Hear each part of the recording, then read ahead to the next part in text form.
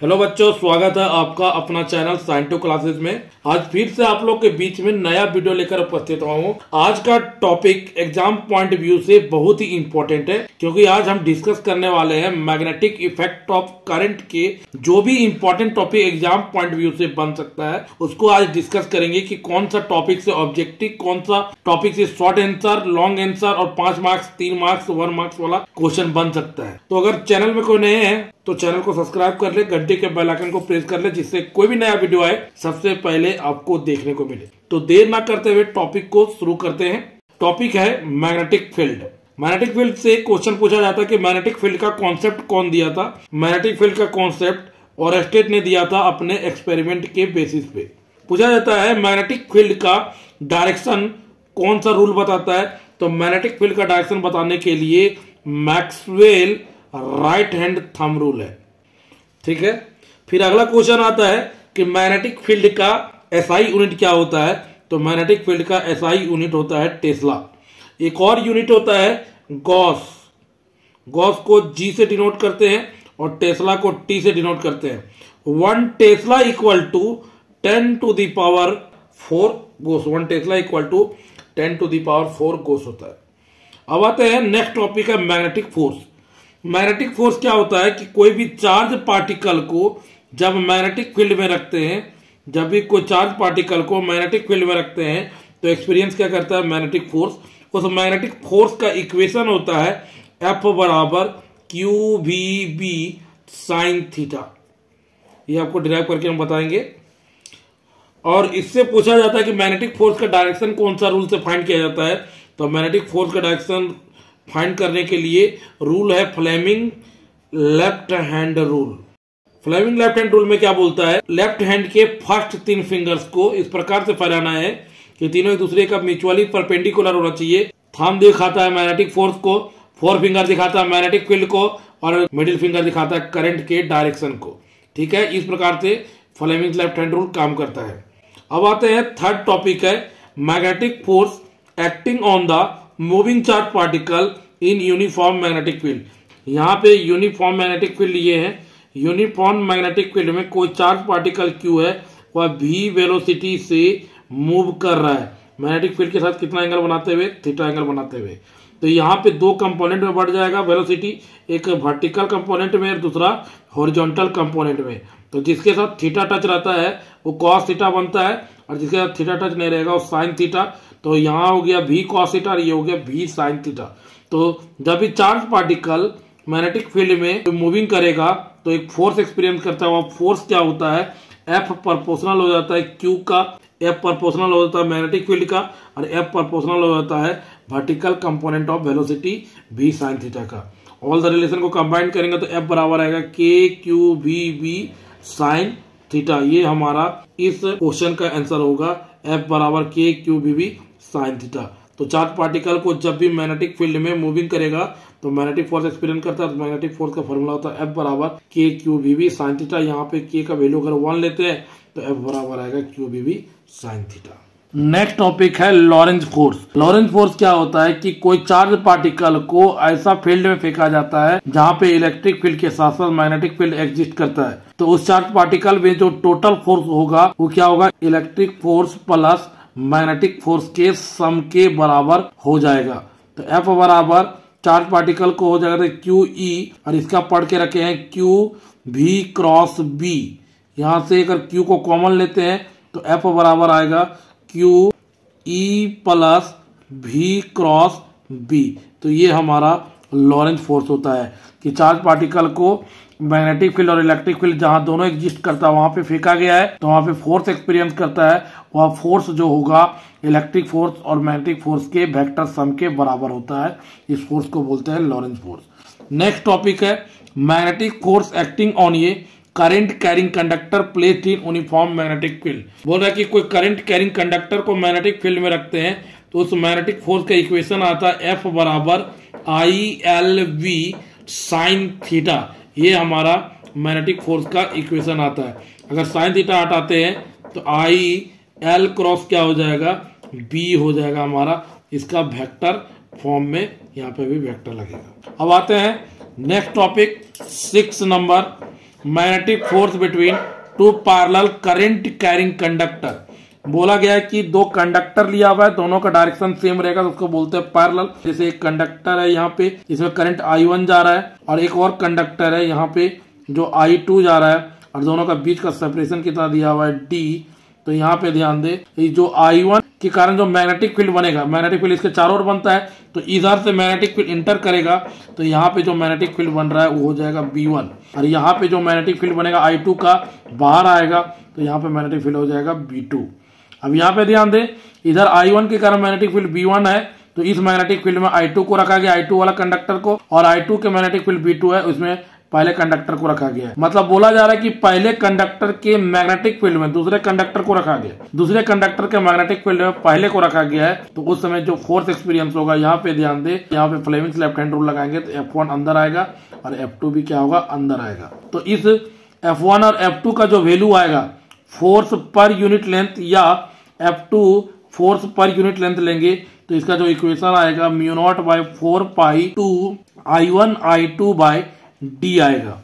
ये होता है इसका फाइनल एक्सप्रेशन। और यहाँ से ऑब्जेक्टिव क्वेश्चन पूछता है कि अगर कंडक्टर में करंट का डायरेक्शन सेम है तो फोर्स कैसा होगा, तो फोर्स क्या है, अट्रैक्ट हो रहा है। बोलेगा अपोजिट डायरेक्शन, तो सेम डायरेक्शन में अट्रैक्ट कर रहा है, तो अपोजिट डायरेक्शन में क्या करेगा, रिपेल करेगा। और कितना रिपेल करेगा, तो μ0/4π2 I1I2/d। यहाँ से ऑब्जेक्टिव क्वेश्चन भी है और इस बार के एग्जाम के लिए वेरी वेरी इंपॉर्टेंट है, तो इस बार हो सकता है कि आ जाए। नेक्स्ट इंपॉर्टेंट टॉपिक है Biot Savart law. Very very important topic है। बायट-सैवर्ट लॉ में हम लोग क्या करते हैं, एक वायर लेते हैं, वायर में करंट देते हैं I, एक वायर लिए, वायर में करंट दिए तो क्या कहलाए, current carrying wire. Current carrying wire से एक पॉइंट P लिए हैं थीटा एंगल पे R डिस्टेंस पे। यहाँ से इस करंट कैरिंग वायर में P पॉइंट में मैग्नेटिक फील्ड पता करना है, ये बताया था बायट और सैवर्ट, इसलिए नाम पड़ा बायट-सैवर्ट लॉ। इसका शॉर्ट फॉर्म होता है BSL। अब क्या करते हैं, इसके लिए एक छोटा लेंथ काटे हैं DL, जिसको बोलते हैं स्मॉल एलिमेंट। इसमें करंट जा रहा तो क्या कहलाएगा, स्मॉल करंट एलिमेंट। इस स्मॉल लेंथ के कारण इस पॉइंट P में इनवर्ड मैग्नेटिक फील्ड बनेगा DV। इस DV मैग्नेटिक फील्ड को पता करना है, तो जो मैग्नेटिक फील्ड होगा वो डायरेक्टली प्रोपोर्शनल हो जाएगा करंट का। जो मैग्नेटिक फील्ड होगा वो डायरेक्टली प्रोपोर्शनल होगा स्मॉल एलिमेंट का। जो मैग्नेटिक फील्ड होगा वो साइन थीटा का डायरेक्टली प्रोपोर्शनल हो जाएगा, और मैग्नेटिक फील्ड जो होगा वो इनवर्सली प्रोपोर्शनल हो जाएगा 1/r² का। कंबाइंड ऑल द रिलेशन करेंगे तो DV इक्वल टू आएगा IDL sine theta by r², और उसके बदले प्रोपोर्शनल के बदले क्या आएगा K, और K के बदले क्या बैठाना है, μ0/4π। तो मैग्नेटिक फील्ड का इक्वेशन क्या आएगा, DV equal to IDL sine theta बटा r²। वेरी वेरी इंपॉर्टेंट है टॉपिक। अब आता है बायट-सैवर्ट लॉ के एप्लीकेशन में। तो एप्लीकेशन ऑफ बायट-सैवर्ट लॉ जो फर्स्ट है वो पता करना है, magnetic field at a point on the axis of a current carrying circular loop. Current carrying circular loop के कारण हमें मैग्नेटिक फील्ड पता करना है। इस प्रकार से देखिए, इधर यहाँ पे करंट I जा रहा है, उसका रेडियस को A माना गया है, सेंटर O माना गया है। यहाँ से जो भी लाइन पास करेगा उसको एक्सिस बोला जाता है, और ये X डिस्टेंस पे है। अब क्या करते हैं, एक छोटा लेंथ काटते हैं यहाँ पे और इसको देते हैं इसके साथ मिला। अब यहाँ पे एंगल फाई मानते हैं तो राइट एंगल ट्रायंगल बन गया। तो यहाँ पे R बराबर √अंडर क्या हो जाएगा, A² प्लस X²। अब इस P पॉइंट में मैग्नेटिक फील्ड पता करना है, तो P पॉइंट में जो मैग्नेटिक फील्ड आएगा B बराबर μ0I बटे कितना हो जाएगा, 2A हो जाएगा। ये हमारा मैग्नेटिक फील्ड का इक्वेशन आता है। अब आते हैं सेकेंड एप्लीकेशन में। सेकेंड एप्लीकेशन है magnetic field due to a straight wire carrying current of finite length. तो इसका जो एक्सप्रेशन आता है last B equal to μ0I/2πA। इस बार एग्जाम में पूछने के चांसेस है बहुत ज्यादा। नेक्स्ट टॉपिक है Ampere circuital law. Ampere circuital law क्या बोलता है कि line integral of magnetic field around any closed loop in vacuum is equal to μ0 times current enclose. ये हमारा एम्पियर सर्किटल लॉ का फॉर्मूला है। इसे बोलते हैं लाइन इंटीग्रल, इसको बोलते हैं magnetic field around any closed loop in vacuum, इसको बोलते हैं is equal to μ0 times current enclose. ये एम्पियर सर्किटल लॉ है। अब आते हैं application of Ampere circuital law. तो application of Ampere circuital law में सोलिनॉइड होता है। सोलिनॉइड में जब वायर को क्लोजली बाउंड कर देते हैं किसके फॉर्म में, हेलिक्स के फॉर्म में, तो हम बन जाता है क्या, सोलिनॉइड। यहाँ से करंट जा रहा है, यहाँ से करंट क्या कर रहा है, निकल रहा है, और इसके अंदर ध्यान दें मैग्नेटिक फील्ड इस प्रकार से बनेगा, ऑलमोस्ट डायरेक्टेड अलोंग सोलिनॉइड हो जाएगा। यहाँ से मैग्नेटिक फील्ड इंटर करेगा तो ये एस पोल हो गया, यहाँ से मैग्नेटिक फील्ड बाहर जाएगा तो ये एन पोल की तरह काम करेगा। तो सोलिनॉइड क्या होता है, क्लोजली बाउंड कर देता है हेलिक्स के फॉर्म में कौन सा वायर को, इंसुलेटेड कॉपर वायर को। और जो मैग्नेटिक फील्ड आता है उस मैग्नेटिक फील्ड का इक्वेशन होता है B = mu not an I. Mu naught हो गया हमारा परमीएबिलिटी ऑफ फ्री स्पेस, एन क्या हो गया, एन हो गया number of turn per unit length, और आई हमारा हो गया करंट। तो सोलिनॉइड किस पे डिपेंड करता है, करंट पे, नंबर ऑफ टर्न्स पे, लेंथ पे, कभी भी रेडियस पे डिपेंड नहीं करता है। तो ये वेरी वेरी इंपॉर्टेंट क्वेश्चन है। अब आते हैं क्वेश्चन नंबर 9 में। तो क्वेश्चन नंबर 9 क्या है, टॉर्क एक्टिंग ऑन ये current carrying rectangular loop placed in ये यूनिफॉर्म मैग्नेटिक फील्ड। ये क्वेश्चन 5 मार्क्स का आता है। Torque acting on A current carrying rectangular loop placed in a uniform magnetic field. बोल रहा है कोई करंट कैरिंग रेक्टेंगुलर लूप है, उसको प्लेस्ड करना है यूनिफॉर्म मैग्नेटिक फील्ड में, तो क्या एक्सपीरियंस करेगा, टॉर्क। और ये क्वेश्चन 5 मार्क्स के एग्जाम में पूछा जाता है। तो ये टॉपिक बहुत ही इंपॉर्टेंट है। चलते हैं नेक्स्ट टॉपिक की तरफ। अब आते हैं मैग्नेटिज्म का सेकेंड जो पार्ट है, मैग्नेटिज्म एंड मैटर। ये वेरी वेरी इंपॉर्टेंट टॉपिक है, very very important chapter exam point view से। इसका जो फर्स्ट टॉपिक आता है, what is a bar magnet, right it's sum property, मतलब प्रॉपर्टीज ऑफ बार मैग्नेट के बारे में लिखना चाहता है। बार मैग्नेट क्या होता है, बार मैग्नेट होता है रेक्टेंगुलर शेप रोड जो सेपरेट करे किसको, एन पोल और एस पोल को। और उसके प्रॉपर्टीज होता है जैसे अट्रैक्टिंग प्रॉपर्टी होता है, एलाइनमेंट प्रॉपर्टी होता है, पेयर का प्रॉपर्टी होता है, like pole repel each other, unlike pole attract each other, monopole never exist, इस प्रकार से इसका प्रॉपर्टी होता है। सेकंड क्वेश्चन है मैग्नेटिक फील्ड लाइंस और properties of magnetic field lines. तो मैग्नेटिक फील्ड लाइंस क्या है, जो मैग्नेटिक फील्ड को प्रेजेंट करे, और इसका प्रॉपर्टी क्या होता है कि मैग्नेट के अंदर, अगर मैग्नेट के अंदर लेते हैं तो मैग्नेट के अंदर होगा साउथ टू नॉर्थ, अगर मैग्नेट के बाहर लेते हैं तो नॉर्थ टू साउथ हो जाएगा। अब आते हैं थर्ड में मैग्नेटिक डायपोल मोमेंट, इसको डिनोट करते हैं एम से। एम बराबर होता है m.2l। इस m को बोलते, छोटा m को बोलते हैं पोल स्ट्रेंथ, और पोल स्ट्रेंथ का यूनिट होता है एम्पियर मीटर। ठीक है, पोल स्ट्रेंथ का यूनिट क्या होता है, एम्पियर मीटर। नॉर्थ पोल के पोल स्ट्रेंथ को +m मानना है, साउथ पोल के पोल स्ट्रेंथ को -m मानना है। इसको याद रखने की ट्रिक बता देते हैं आप लोग। एस से क्या होता है, सब्ट्रैक्ट, तो यहाँ पे सब्ट्रैक्ट का साइन लगा हुआ है। अगर एस पोल में माइनस है तो एन पोल में क्या हो जाएगा, प्लस हो जाएगा। तो कोई एक हाथ कर ले, अपने हाथ हो जाएगा।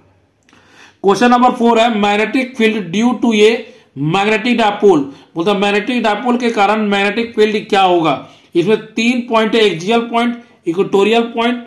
तो एक्सियल पॉइंट पे जो मैग्नेटिक फील्ड आता है तो बी एक्सियल बराबर होता है μ0/4 पाई 2m/r3। ये एक्सियल पॉइंट के कारण डेरिवेशन आता है। इक्वेटोरियल में क्या आता है, B = μ0/4 पाई m/r3। ये B इक्वेटोरियल में आता है। अब आता है नेक्स्ट में टॉर्क एक्टिंग ऑन ये मैग्नेटिक डायपोल। तो टॉर्क बराबर क्या हो जाएगा, mv sin थीटा, और जब sin थीटा को हटाएंगे तो टॉर्क बराबर क्या हो जाएगा, m क्रॉस b। ये हमारा फाइनल एक्सप्रेशन है। नेक्स्ट टॉपिक है magnetic flux, very very important topic है। मैग्नेटिक फ्लक्स का यूनिट है वीबर। मैग्नेटिक फ्लक्स का यूनिट क्या हो जाएगा, वीबर। वेरी वेरी इंपॉर्टेंट टॉपिक है। अब आते हैं सम डिफिनीशन, कुछ डिफिनीशन पूछा जाता है जो लास्ट टॉपिक में रख दिए हैं। जैसे मैग्नेटिक परमिएबिलिटी, इसका डिफिनीशन पूछ लेगा। मैग्नेटिक ससेप्टिबिलिटी डिफिनीशन पूछ लेगा। क्यूरी लॉ इन मैग्नेटिज्म, इसका डिफिनीशन पूछ लेगा। क्यूरी टेम्परेचर, इसका डिफिनीशन पूछ जाएगा। और लास्ट टॉपिक है इस चैप्टर का, classification of magnetic substance.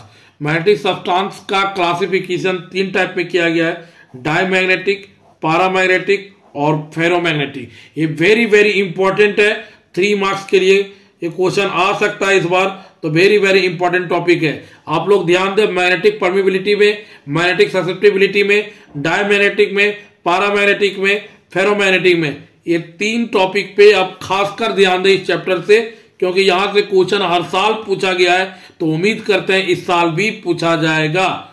I hope इस चैप्टर से रिलेटेड आपको सारा टॉपिक समझ आ गया होगा कि कौन सा टॉपिक से कितना नंबर आता है। थैंक यू, आपका दिन शुभ हो।